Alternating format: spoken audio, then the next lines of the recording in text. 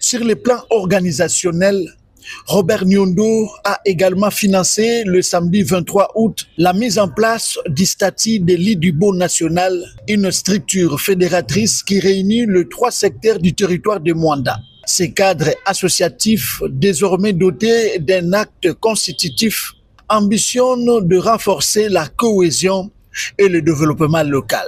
Dans une perspective nationale, le député de Mwanda, Robert Nyondo, continue de porter haut le combat pour la création du fonds des hydrocarbures pour les générations futures. En prélude à l'atelier technique organisé ce 26 août par Focus Hydrocarbures et la faculté de pétrole, gaz et énergie renouvelable de l'université de Kinshasa, il a reçu samedi dernier à son bureau de la Gombe le professeur Kampata, doyen de la dite faculté, ainsi que l'ingénieur Pepito Sakasaka, entrepreneur pétrolier et initiateur de l'atelier. Je suis très heureux parce que nous venons d'une session sur les énergies fossiles et les énergies renouvelables.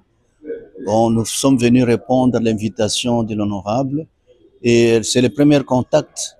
Et je vois bien que c'est un homme extraordinaire qui est intéressé par sa contrée parce que nos échanges se sont basés beaucoup plus sur le développement de sa région. Comment cette population qui n'ont ni de l'eau ni de l'électricité, alors qu'ils ont du pétrole dans les sous-sols qui part de très loin, dont les richesses ne profitent pas beaucoup plus à la population de la contrée. C'est pourquoi l'initiative que nous avons lancée avec l'ingénieur Pepito, c'est revenir sur l'article 19 de la loi sur les hydrocarbures. La loi des hydrocarbures souligne bien qu'il faut créer un fonds. Bien que son déplacement à Mwanda l'empêche d'y participer personnellement, Robert Nyondo a tenu à partager ses réflexions sur l'opérationnalisation de ces mécanismes cruciaux pour l'avenir du pays.